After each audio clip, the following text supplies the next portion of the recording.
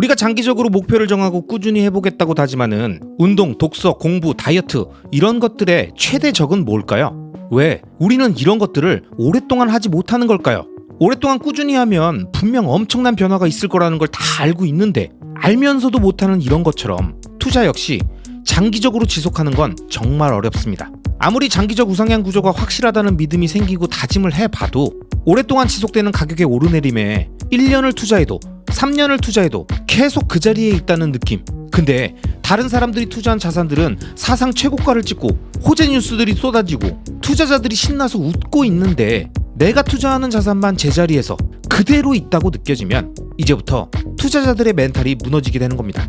아무리 운동하고 다이어트 해봐도 몸에 아무런 변화가 없는데 그냥 맛있는 거나 먹자, 그 시간에 게임이나 하고 술이나 마시자, 책 읽는다고 바뀌는 것도 없는 것 같은데 돈이 벌리는 것도 아닌 것 같은데 차라리 재밌는 영화나 넷플릭스나 보자, 장기 투자한답시고 남들이 익절할 때 참고 있고 하락할 때 계속 매수했었는데 몇 년이 지나도 계속 고만고만한 수준을 왔다 갔다 하고 있고 지난번에 본전 왔을 때 일단 팔고 현금 들고 있었으면 지금같이 하락했을 때 밑에서 더 많이 줍는 건데 내가 뭐에 홀려서 이 하락을 그냥 몸빵으로 다 막고 있었을까? 이런저런 생각이 다 나시죠? 아마 이 영상을 보시는 분들마다 다양한 상황들이 있으시겠지만 여러분이 무엇에 투자하든 이런 시나리오가 연출되는 구간이 무조건 오게 되어 있습니다. 그리고 반복적으로 올 거예요.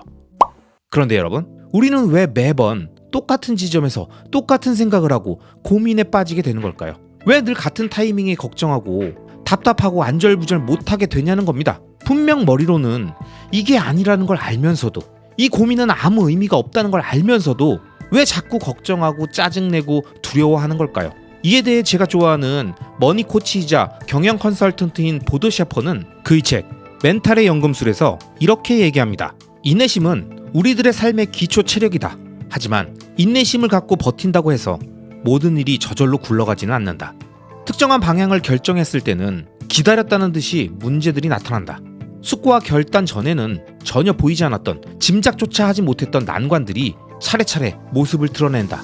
맞습니다. 보도 셰퍼의 이 얘기처럼 우리가 무엇을 하겠다는 구체적인 결정을 하기 전까진 우린 걱정이라는 걸 할 게 없습니다. 도전 목표를 정했어도 아직 그 길을 깊게 가보지 않은 상태에서는 고민거리나 걱정이 많지 않죠. 막연히 잘 될 거라고 생각하고 동기부여하고 존버하면 잘 될 거라고 믿으니 문제점은 보이지 않습니다. 하지만 본격적으로 그 길을 가게 되면 걱정과 두려움이 하나씩 생겨나고 그 두려움의 끝은 늘 이거죠. 근데 진짜 이게 맞을까? 뭔가 좀 스마트하지 않은 것 같은데. 이런 자신의 도전과 목표에 대한 근원적인 흔들림은 결국 인간을 무력하게 만들고 이 무력감은 우리들의 모든 걸 파괴시킵니다. 하지만 여러분, 이 책에서 보도 셰퍼는 우리가 말하는 걱정이라는 단어의 의미를 이렇게 정의합니다. 걱정은 있는 것이 아니라 하는 것이 정확한 표현이다. 즉, 걱정은 존재하는 대상이 아니다. 존재하는 것은 해결해야 할 문제, 갈등, 시련, 난관 등이다. 걱정은 허공에서 생겨났다가 허공으로 사라진다. 존재하는 대상을 정확히 가리키는 습관을 들이면 걱정이 획기적으로 줄어든다. 걱정은 하룻밤 사이에 태산처럼 커졌다가도 1초 신기루처럼 싹 없어지기도 한다. 걱정에 대처하는 유일한 자세는 쓸데없는 걱정을 하지 않는 것이다. 물론 말처럼 쉽지는 않다. 하지만 분명한 사실은 걱정의 근원지는 우리 자신이라는 것이다. 어떤 문제가 발생했을 때 습관적으로 걱정에 매달리면 아무것도 해결할 수 없다. 내 과학자의 연구에 따르면 걱정하는 동안 우리의 뇌는 생산적인 움직임을 보여주지 않는다. 따라서 문제가 발생했을 때 우리가 해야 할 일은 걱정을 바라보지 말고 문제를 바라봐야 한다. 문제를 직시하면서 걱정이 아니라 해결책을 생각해내야 한다. 여러분, 저는 보도 셰퍼의 이 말들 중에 걱정은 문제처럼 해결해야 할 존재하는 대상이 아니라 그냥 자신의 마음속에서 만들어낸, 스스로가 창조해낸 허상이기에 걱정이 있는 게 아니라 걱정을 하는 거라는 이 말이 가장 인상적이었습니다. 즉, 걱정을 하면 할수록 점점 더 커지고 우리의 뇌 활동을 멈추고 이성을 마비시키고 감정적인 상태를 만들게 되는 거죠. 그렇기 때문에 현명한 투자자라면 걱정이 아닌 문제를 찾고, 만약 자신의 투자에 문제가 있다면 그 문제점에 대한 해결책에 집중해야 합니다. 자, 만약 장기적 우상향 구조의 자산에 장기 투자하는 것이 위대한 투자 성과를 줄 것이라는 대전제에 동의하는 사람이라면 현재 자신이 하고 있는 투자 대상이 장기적 우상향 구조가 맞는지 체크하고 그게 맞다면 그 이후부터는 문제가 없기 때문에 걱정을 하지 말아야 합니다. 분명히 머리로 생각했을 때 그 자산의 장기적 우상향 구조에는 문제가 없는데 아무리 그래도 1년이 지났는데 3년이 지났는데 수익이 좋지 않다는 걱정은 존재하지 않는 문제를 스스로 만들어낸 걱정이기 때문에 유일한 해결책은 걱정을 하지 않는 것뿐입니다. 많은 투자자분들이 단골 멘트로 나오는 고민거리는 또 이런 거죠. 차라리 그때 좀 팔 걸 그랬나? 그때가 고점이었던 것 같은데. 이런 멘트들 역시 아무 의미가 없습니다. 어차피 장기 투자를 생각하시는 분들이라면 마켓 타이밍은 그 누구도 2번 연속 예측할 수 없다는 것을 이미 현인들의 이야기를 통해서 잘 알고 계실 테고, 만약 그런 마인드로 장기 투자를 하다가 한번 마켓 타이밍을 맞춰보려고 시도했다면 맞든 틀리든 장기 투자의 루틴과 원칙은 이미 다 깨져버렸기 때문에 다시 되돌리기 어렵다는 걸 잘 아실 겁니다. 그런데도 계속 자신이 할 수 없는 걸, 확률적으로 낮은 액션을 못해서 아쉽다면서 후회하고 걱정하는 건 아무런 의미가 없잖아요. 그죠? 이처럼 이 책에서 멘탈의 연금술사는 걱정이 많은 사람들에게 이렇게 얘기합니다. 두려움 때문에 꼼짝도 못하는 상황이더라도 꼭 여유를 먼저 챙기자. 여유. 한 걸음 물러서서 보면 두려움은 쓰러뜨리기 좋은 상대였다. 태산같이 커졌다가도 신기루처럼 순식간에 사라지는 존재이지 않은가. 그런 상대는 물리치기 어려운 난적이 아니다. 두려움이 눈덩이처럼 불어날 때는 잠시 멈춰서서 그 눈덩이를 잘게 쪼개야 한다. 쪼개면 쪼갤수록 알게 된다. 눈덩이 속에는 작은 눈송이 말고는 아무것도 들어있지 않다는 것을. 눈덩이처럼 불어난 것은 내가 키운 두려움뿐이라는 것을. 두려움을 종이 위에 떨어뜨리고 하나씩 써내려가면 여유와 빈틈이 생겨난다. 그 빈틈으로 호흡을 가다듬으며 종이 위에 떨어뜨린 두려움을 잘게 쪼개는 연습을 하다 보면 구체적인 해결책을 찾게 되고 일상을 회복하게 되고 자신감과 열정을 얻게 된다. 결국 두려움은 용과 같다. 무시무시해 보이지만 실존하지 않는 용 말이다. 이 책에서는 두려움과 걱정이라는 존재는 실체를 향해 하나씩 쪼개어 들어가다 보면 결국 아주 콩알만한 녀석 하나뿐인데 그걸 스스로 부풀리고 무섭게 표현하고 엄청난 위력을 갖고 있는 용으로 만들어 버린 거라는 겁니다. 그런데 우리 모두가 알고 있듯이 용은 실존하지 않는 상상 속의 동물이라서 조금만 이성적으로 생각해보면 당장 내 앞에 있는 이 거대해 보이는 괴물이 상상이라는 걸 깨달을 수 있음에도 불구하고 대부분의 사람들은 그 모습과 괴음 그리고 화염같이 내뿜는 불길이 내 눈앞에서 왔다 갔다 하는 느낌을 받으면서 모두가 그 불안감을 점점 더 증폭시키게 되는 거죠. 그것도 심지어 자신이 만들어낸 걸 말이죠. 그래서 저는 투자의 핵심을 마인드라고 말씀드리는 겁니다. 아무리 좋은 자산을 찾고 보유하면 뭐합니까? 상승장에 오르는 가격에 반응해서 생긴 굳은 믿음은 무서운 하락장과 특히 사람을 지치게 하는 횡보장이 지속되면 어느덧 눈 녹듯 다 모두 녹아버리고 바로 상상 속 동물을 소환해서 스스로의 머릿속을 어지럽히니까요.